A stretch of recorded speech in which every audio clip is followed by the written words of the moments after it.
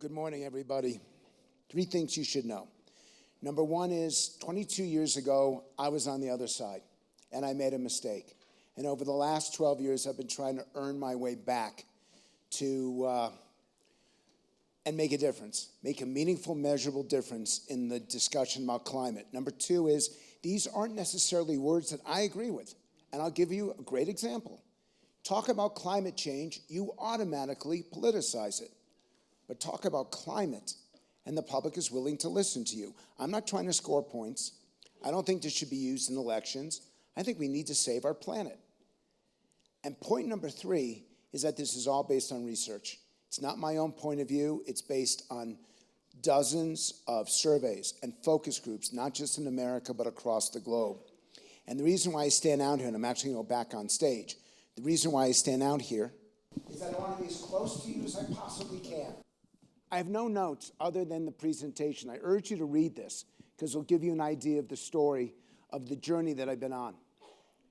But I want to see you be successful. And so I've tried to put this together for you. One more thing, which is feel free to ask questions. Give me 5 minutes to get into it so I can start to give you information.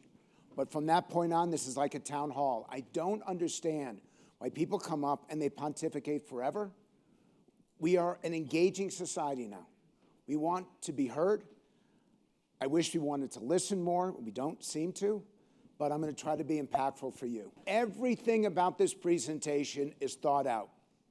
That is the number 1 photograph, the number 1 way to communicate what people are looking for in climate in the United States.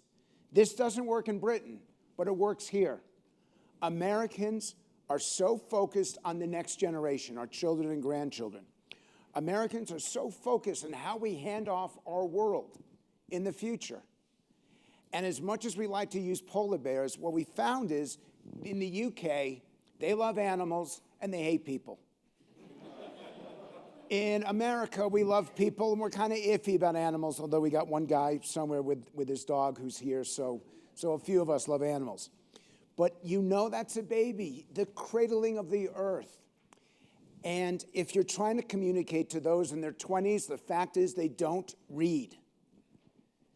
If you're trying to communicate to people in their 60s, it's language. For the next generation, it's going to be visual and video that matters most. And a key point in all of this is that we're not doing good enough. We're not doing well enough in our messaging. The idea of sustainability is the status quo. If something is sustainable, it means it's going to be around for 100 years or 1,000 years. Cleaner, safer, healthier is better than the status quo. And by the way, I'll stand a little bit far back so I don't spit on you guys. I went to a Jesse Jackson speech when I was a senior at the University of Pennsylvania, and I was drenched. I mean, I knew what he had for breakfast based on what he spit on me. It's an amazing experience, but it was the same thing. The stage was up here. I, of course, had to be in the front row because I wanted to see him. And afterwards, I was like scraping out scrambled eggs from my hair. You got to do better than what we have. But here's the good news. You won. You won. Every Biden voter thinks climate change is real, and 2/3 of Trump voters think climate change is real. Even more than that, they all believe it's man-made. So the question now is, how do we get the policies to make that meaningful, measurable difference that I speak to? We don't have to fight over the science. And in fact, it's far better to bring people in than it is to push them away. Now, here's one of the great problems, that there are so many people who make their money out of dissension, actually raise money out of saying that these people are wrong. I watched this in COVID. It drove me so crazy that on the air, you'd have, particularly in some networks, you'd have people come on and either make fun of those who didn't believe the science or ridicule them. If you want people to get vaccinated, don't make fun of them, convince them. There's so much of our messaging right now that is just abusive. If you want to change their minds, you have to change their hearts. And we're not doing enough of it. And that's what this is going to do right here. So you've already done the moving from no to maybe. My goal is to move from yes to right now, and here's how to do it. So these are the key points. I needed to do it on a single slide, and again, I went too far. First, you don't need to do the yelling anymore. Because of how we are wired, you start positively, then give the consequences, and end positively. This is where we are. This is what we need to do. This is how we will benefit. Then you give the consequences. It's like a sandwich. The meat is the consequences. The meat is the negative. But you start positive and end positive in your messaging because I need you to pull people in rather than push them away. When you go over 70% and you're trying to get action, the pull of communication is better than the push. Second is, and this is the most powerful word, and I know that there are people here, and by the way, I say this to you guys sitting in the back there. If you really want to get the most benefit out of this, you're going to come forward because there are going to be slides that you're not going to be able to read. So I urge you to do it, and they're going to sit there anyway, and this is what frustrates me so much. And there are aisle seats, so we got the couple that's sitting right there. If you really want to sit in the aisle, you can move 5 or 6 rows up. It would be a good thing to do. The most powerful thing we want from elected officials right now, those who represent us, our influence. What we are seeking is a responsible approach, and those who are hostile to this are acting irresponsibly. That's the overall messaging. For those of you who are, how many Democrats are in this room? Raise your hands if you're a Democrat. Okay, Democrats. Now, how many Americans are in this room? Just kidding. No, I'm not going to do that. We want elected officials. Positive is responsible, negative is irresponsible. Next, cleaner, safer, healthier. I'm going to show you the data behind it. It beats sustainability by 2 to 1. A global commitment, even though the word global isn't great. By the way, those people who followed COP26, it drove me nuts. What did we ask of every country at COP26, every country and every business? What did they have to do? A pledge. A pledge is your intent. A commitment is your reputation. These, I have to clean up my language. I don't? These schmucks did this pledge, and it's meaningless to people. A commitment is your reputation. A commitment says you're all in. A pledge is effort, a commitment is result. And finally, we have to talk about China. You can't let it go, because if you want conservatives to join you, their biggest argument against any of this legislation is the idea that China's not going to do it, so why should we? And the language for them, transparency, accountability, and enforcement. Now, I'm going to show you all that stuff in a second, but this is part of making the change. Our impact, if you listen to Greta Thunberg, I think her name is, she talks about the world. That's great in some countries. That's not what we want in this country. We are humanly based. We look at kids. We look at our grandchildren. We react to people, not to societies. And by the way, the impact on nature, once again, by 2 to 1, it's our kids rather than plants and animals and species. And as some people in the South say, critters. This is the change that we need to adopt. I want to see that person in your communication. I want to visually see your grandchild. You guys all got phones. How many of you have pictures of your kids on your phones? Raise your hands. Everybody. Who's got pictures of your grandkids on your phone? Does anyone here, this is like dangerous, does anyone have a picture of your great-grandchildren on your phone? And I forgot, I was like, I feel like I'm addressing a different group of people. Ask a question. This is another change I ask you to do. What kind of world will we leave for our children tomorrow? You ask that question and people respond to it. They respond to it intellectually. They respond to it emotionally. And then the answer, preserve and protect. And what's cool about this is you've got the juxtaposition between tomorrow and today. And then you apply that line, cleaner, safer, healthier tomorrow. We react today so they get a better future. if we would just use rhetorical questions, if we would just ask it, because when you ask it, we're answering it in our heads. I had to find an angry farmer, because you know this guy voted for Donald Trump, and you know that he came to Washington on January 6th. These are the questions you have to ask for Trump voters. It is a different message. If someone tells me they voted for Biden, I'm going to use different words, different phrases than they am if someone tells me they voted for Trump. And these are the 5 critical questions. And notice the top 2. What's in it for me? Why do I benefit? Why should it matter? Is it selfish? Yes. Accept it. This is how they come to their decision making. And I believe on meeting people where they are rather than insisting that they change. And now, as I go through this, if you guys got questions, I'm happy to respond to them as we walk through it, but I'm going to roll through stuff. Wow, that was fast. Go ahead. Thank you. I had a question related to the last slide, and the concept of global commitment. Thank you. I had a question related to the last slide and the global commitment piece. How helpful is it to tie in words of patriotism and things like energy security? For the people you're trying to reach, for those who are more standoffish, potentially more hostile, it absolutely matters. I've tried to avoid that because we are now so divided on so many issues that my goal is to find language that a Biden voter and a Trump voter would agree on. And if you start going down the road of this is patriotic, some people will challenge your definition of patriotism, and I'm trying to get away from that. I would do it because I know who we need to move. That's very good. One more? Okay.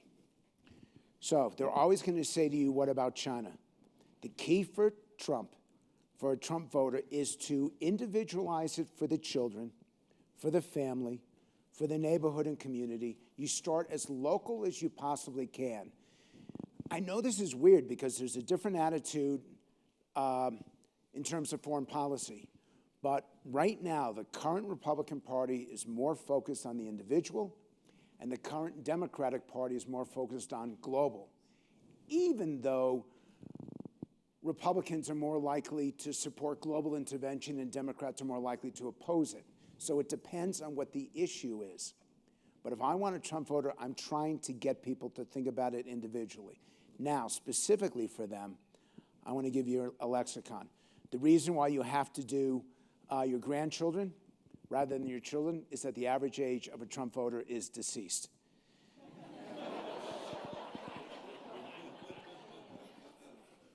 By the way, I will tell you that I had the opportunity to attend his final Christmas party that he threw before he left office. And after a couple hours, I had the guts to ask him, because I'm curious, what does the J in Donald J. Trump stand for? You know what he told me? Genius.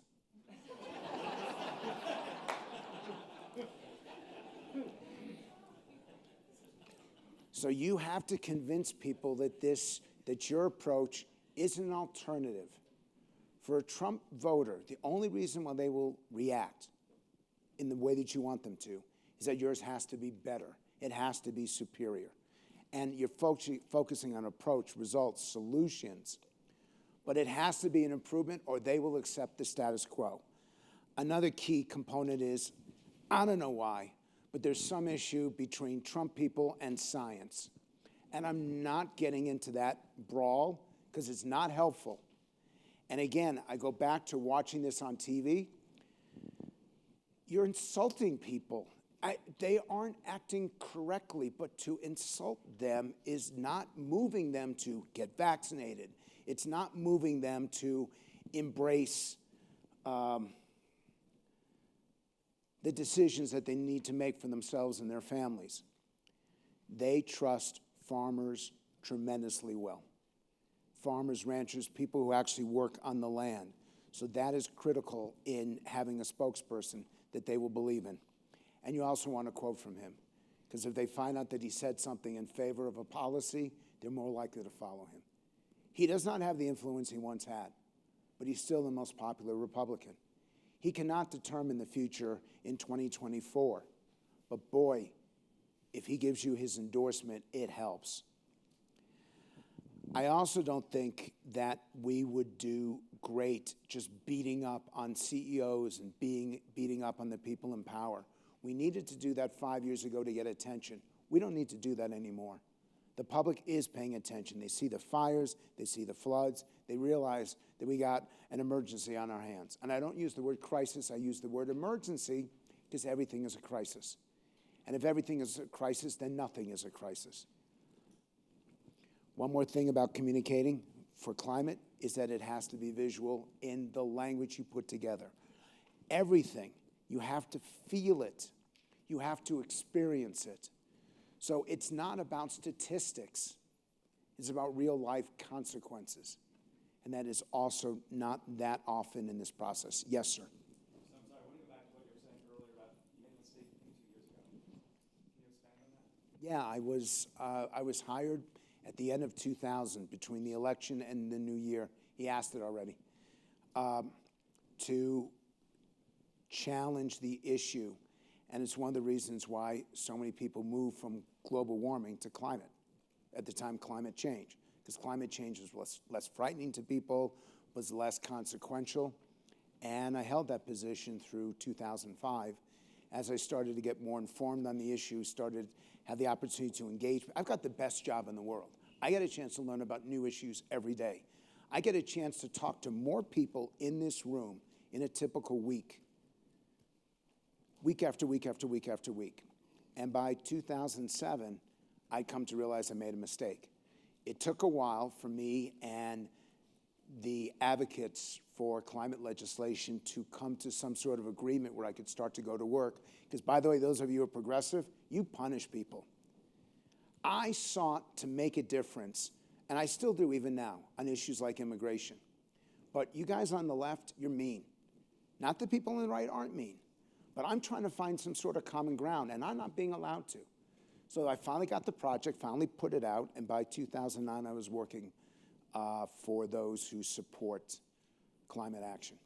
So that's my history. That's why I put it up there, because I didn't want to waste time on this. I wanted you to read it. Yes? I was wondering how your message changes. Oh, hi.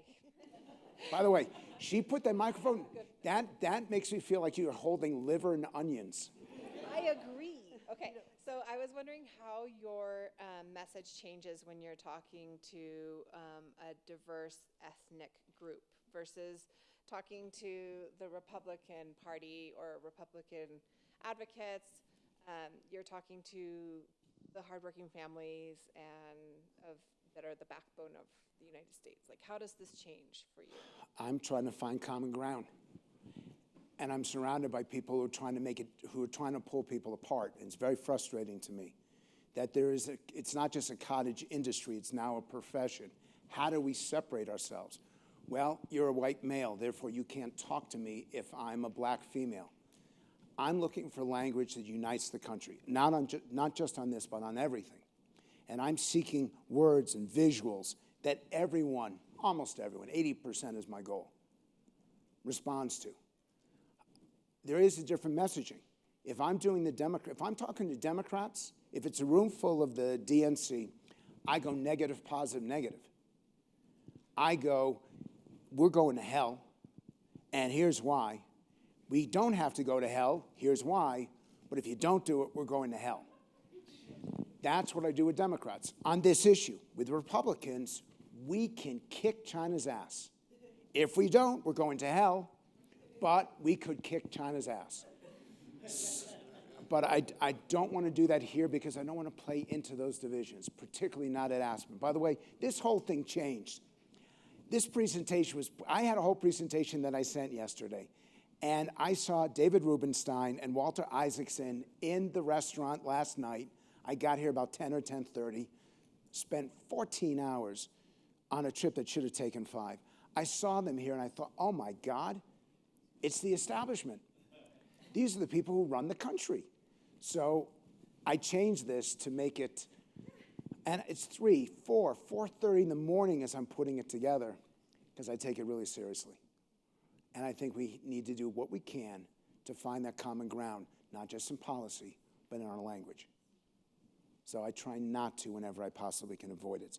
Okay, this is the best. You can see that the UK people, 50% chose this as their #1 photo. It's not the polar bear, it's the polar bear with the cub. Please have the children with.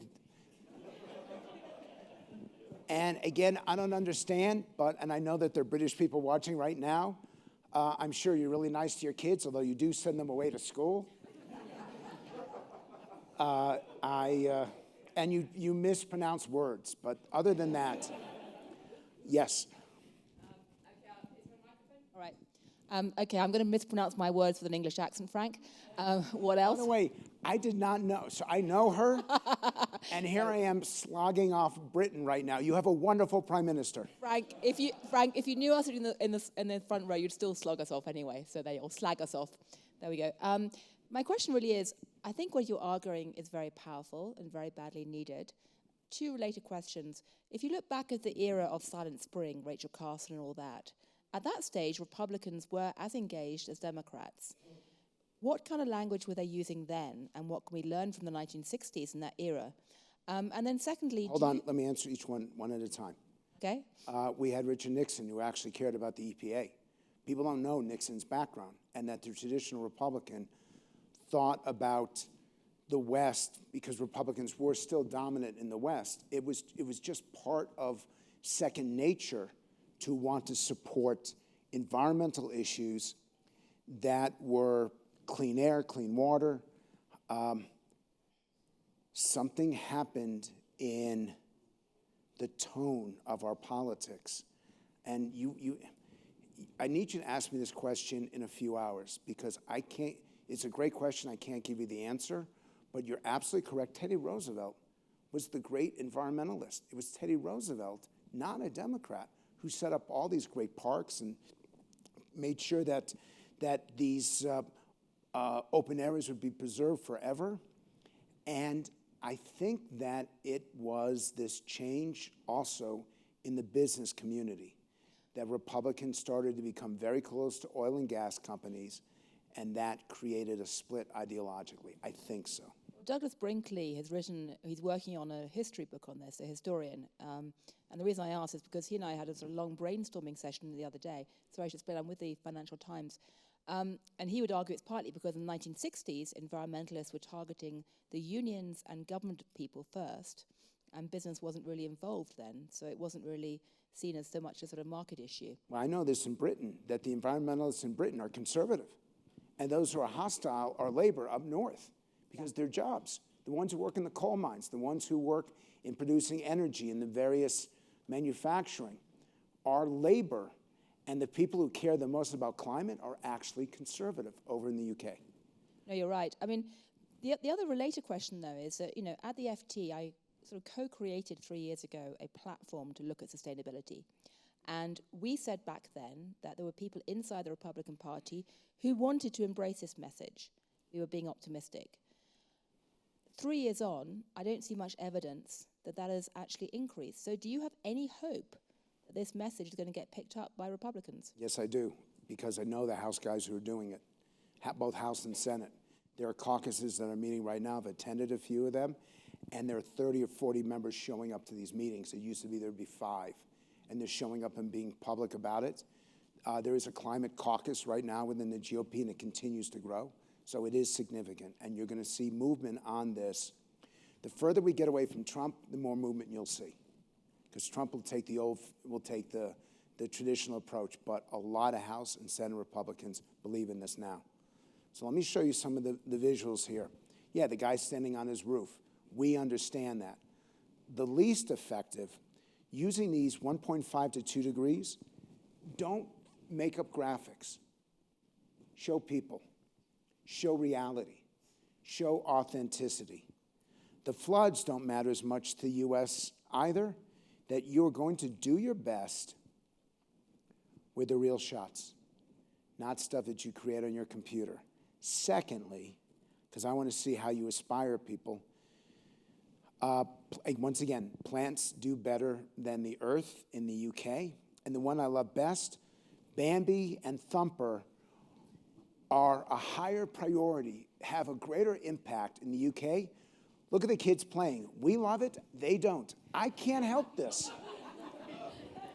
This is not, and I'm looking at, I'm convinced that they're just angry at their parents for sending them away when they were 11, so they never got a chance to play in that meadow. And then the stuff that does worse, once again, every single time, these ugly graphics don't work. I don't want you to make a statement. I want you to make a difference. And this is how we move people.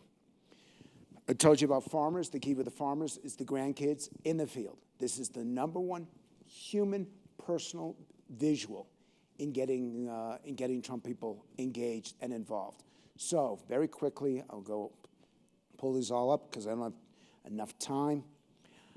That bottom line, a global commitment for a cleaner, safer, healthier future. I tried with them. I met with them 6 months before COP, and they didn't want to do it. And here's the thing I say to you guys who are part of this. I'm going to borrow that microphone because I'm coming out. I know I'm going to hit something there. Who's active in the climate effort? Raise your hands. What matters more to you? The words or the policies?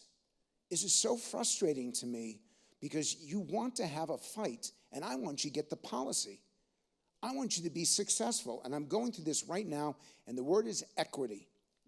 If you use the word equity, you're going to have Republicans bitching at you, and they're going to say, thank you, it was nice meeting you, and that's the end of it.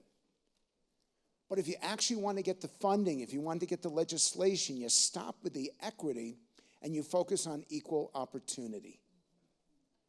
It's the same thing, but Republicans hear it differently than Democrats. And by the way, neither is right, and neither is wrong. Poke him, he's falling asleep. It's another reason why I come out here. Make sure everyone stays awake. I could see it from up there. I'm like, I'm going to tell jokes until he laughs. By the way, I will not, you're going to have to drag me out of here. If he's not laughing in 5 minutes, I'm shutting the doors and you're all going to be hostages. The key thing here, up there, Democrats do respond to fear because they internalize it already. Republicans respond to opportunity. So your question to me, yeah, there will be a slight difference, at least in the order of the information. And I want to emphasize healthy forests, because you're going to see the numbers in a second. You may not like the program. You may not like what Bush did with it. But Americans respond to the phrase healthy forests because that's what their goal is. Not sustainable, but healthy. One more up here.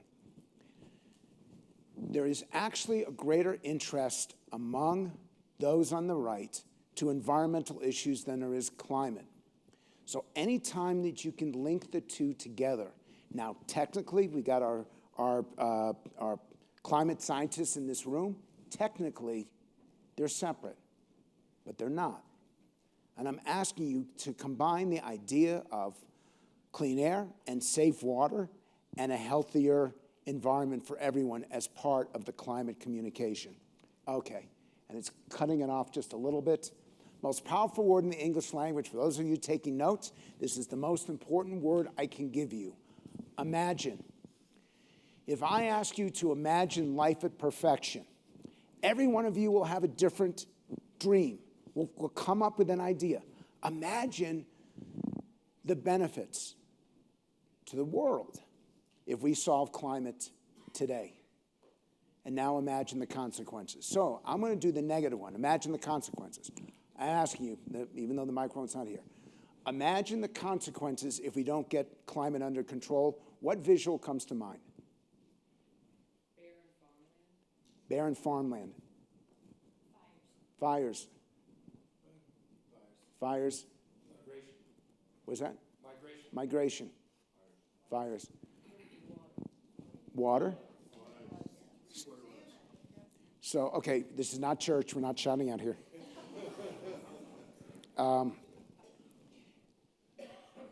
You want to allow people to come to their own conclusion, to see the issue from their own mindset.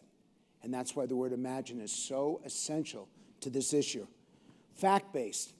It can't be evidence-based. How many lawyers are in this room? Who's a lawyer here? You got two right there. You guys married? Yeah, and you're both lawyers? Get out. No, really, get out. No. People think evidence. There's evidence for the prosecution. There's evidence for the defense. You get a 15-point bounce if you talk about a fact-based approach rather than an evidence-based. So I've been presenting this now for 10 years, and nobody listens. They still do. It makes it so frustrating to me. Environmentally friendly farming. Can you explain the difference of fact-based? Yes, a fact is a fact. There are a couple people in the Trump administration that would argue with me over that. I don't want to go in that direction. But a fact is something that is accepted as truth. Evidence is your perspective.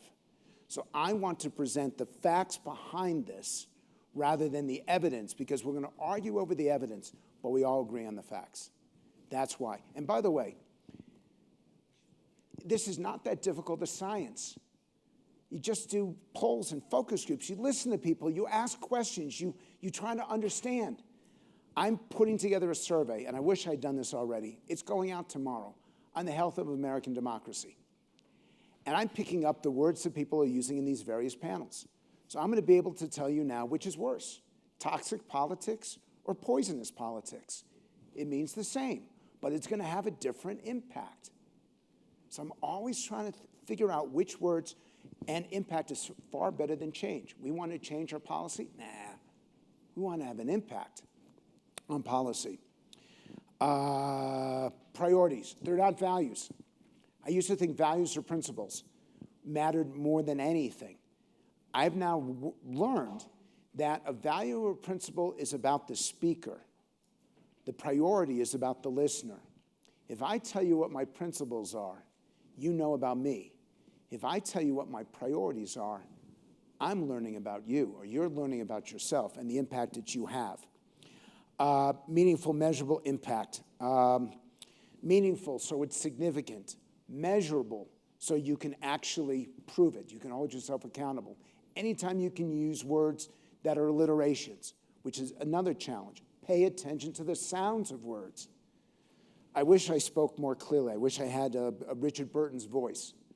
But his articulation and the way that he put together phrases, and we had Orson Welles on our side of the pond. These are people who focus as much on how the words sound as they did on the meaning. One more on this. Carbon neutrality. How many of you are pushing for net zero? How many of you are pushing for carbon neutrality? Guess what? Net zero stinks. And I can't get them to change that language. So to show you a couple, you know what? I'm going to show you the data behind this. Questions, by the way. Yes, sir. By the way, Richard Burton is a British person. Yeah, isn't he Welsh? You want his voice. In any case, I have a question about the economics. By the way, my mother yelled at me because I went to school. I got a PhD from Oxford. I was a doctor for her son. I got it on scholarship. I got it in 2 years and 8 months. I delivered for my mom. I come back and she's screaming at me because I didn't pick up a British accent. It's too late for that. And 10 minutes remaining? That's impossible. Go ahead, sir. There are swings in the economy that really affect people's acceptance, I think, of spending money on climate change. On investing. It's not spending money. It's investing. All right.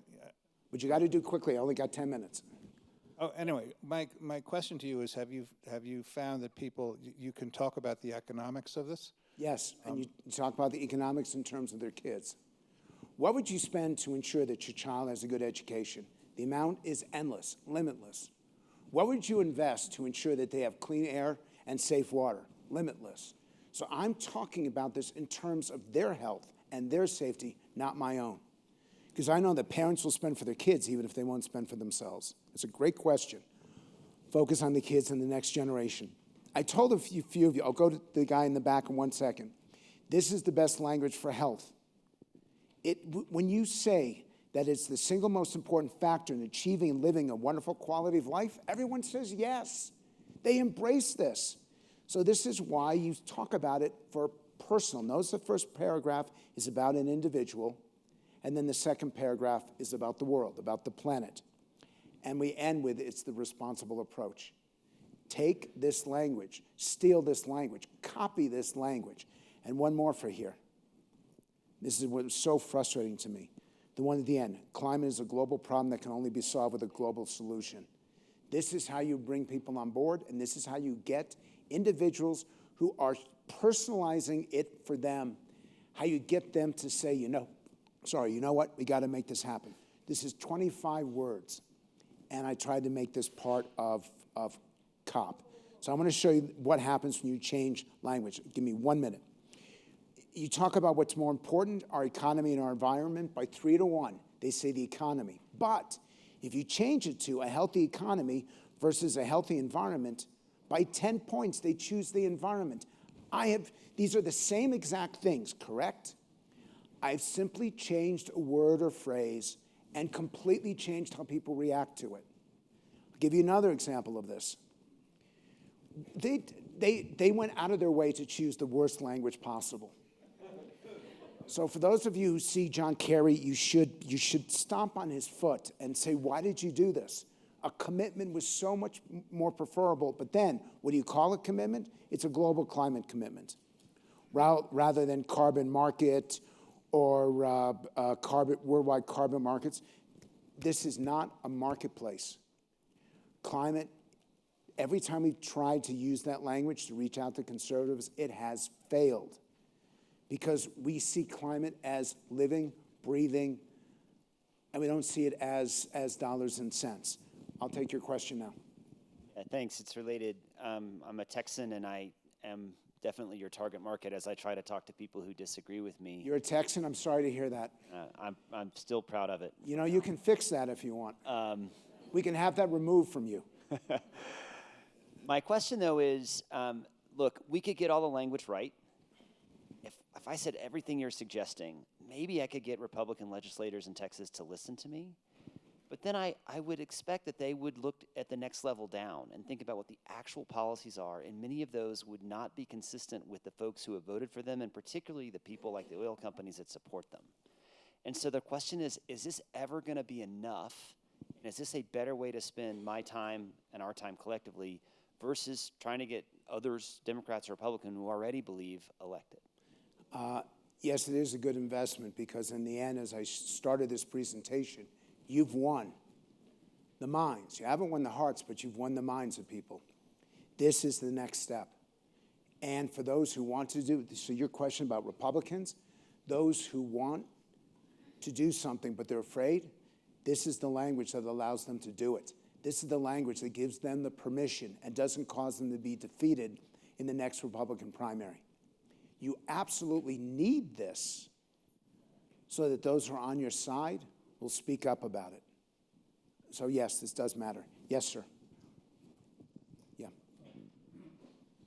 This is wonderful. I really appreciate the extensive vocabulary you're providing for us to articulate complicated ideas and tone down the level of abstraction. My question is, how is it that the Republicans are able to come up with keywords, and my two favorite are groomers and critical race theory? Now, neither of those things really are present in the world in the way in which we think about it, and yet they are embedded into the rhetoric in a way that is, And I'm going to do what I absolutely should do, which is I'm not going to answer that because we're talking about climate. And we have a chance right now to talk about climate. So any wasted time is not helpful. Reducing climate pollution, you call it pollution. When I say pollution, very quickly, what do you see when I say pollution? What comes to mind? Smoke. Filthy water. Factory dumping pollutants. It's all bad. We all hate it. It's like every one of Elizabeth Taylor's marriages. They all don't work. So the goal here is you add the word pollution, and when you speak about it, carbon is a chemical. Greenhouse, no one really knows what it is, so it's reducing climate pollution, and you get a significant difference. Another example, so you understand why I'm so hot on this. Cleaner, safer, healthier beats green and sustainable and low carbon combined.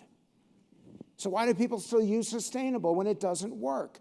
Another example, We're trying to figure out, is it the positive or the negative? And notice the difference between the Democrats and the Republicans. Protecting and preserving gets 62% of Republicans, only 51% of the Democrats. The negative, preventing or declining, 49% of Democrats, 38% of Republicans. Yes, so I need to redo your answer because I actually know what's coming up. There is a difference. And actually, we should do a better job trying to reach people where they are. But I'm not going to say the same thing to a Democrat that I am to a Republican. We did fires and droughts. Look at that first sentence. It's the single best line that we came up with. One sentence. I was told you get one mission sentence. A world in constant chaos because of hunger, starvation, and escalating military conflicts over declining resources. 40%. That's what concerns them the most. I want to show you this in terms of language. Look at the second to worst one. Millions of people will face forced migration because of weather displacements or they simply can't live off the land. It's the same thing. Mention the world in constant chaos. We see that. It's visual. It's impactful. But if you insist on talking about migration, they see people moving. They don't see conflict.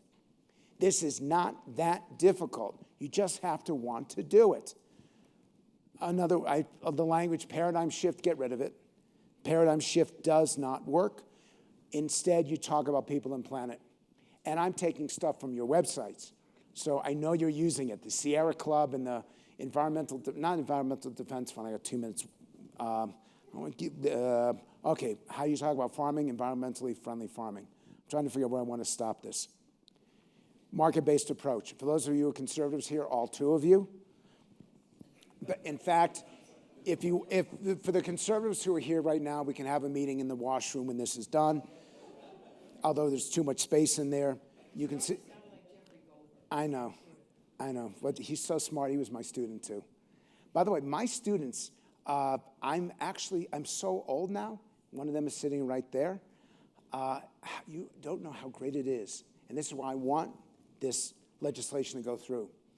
The proudest thing for me is to see them standing up here, themselves delivering presentations that I started teaching 35 years ago, and now they get to be up here. Market-based approach does not work. I'll take 2 questions. Last one. Again, benefits for our society, the Republican approach. The consequences are our society, the Democratic approach. Yes, sir. How are you getting this language to the influencers who can make change, who can create the change? I've been invited to the Aspen Ideas Festival. Got it. I understand that.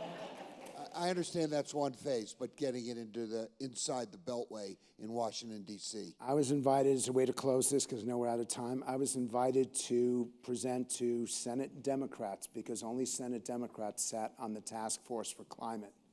It was a partisan effort, and I thought about it, and I said to them, please don't embarrass me, but I'll present to you. Ed Markey was there. Brian Schatz was there. A number of leading Democrats. 8 Democratic senators came because they appreciated my being there. If we break down the partisanship and don't condemn each other all the time, there is so much we can achieve. Find things that connect you to others, particularly those you don't agree with. And in fact, I try to teach students all the time. Sit with people who don't look like you. Talk to people who don't talk like you. Learn from people who don't have your ideas. If we actually teach our kids, which we're not, but if we teach our kids to take a global approach, a more embracing ideas about life, and to be around people who disagree with you, you'll learn so much more. I'm grateful for this opportunity to be here. I wanted to be here. I really, really went through hell to get here yesterday. And I'm glad that I did, and I made a mistake. And I've spent the last 12, 13 years addressing it. I'm doing the same thing now in immigration. I did the same thing on COVID. I'm doing what I can. All I ask from you all is to do the same thing. Sit down with people you don't agree with. Go to people who agitate you and try to find something good in them. Because for most people, there is something good. One last comment, because I know some of you like him. I really hoped, and this is going to surprise you, I really hoped that I would be Secretary of Agriculture in a Bernie Sanders administration. Because I wanted to plant the magic trees where all the free shit grows from. You guys, thank you very much.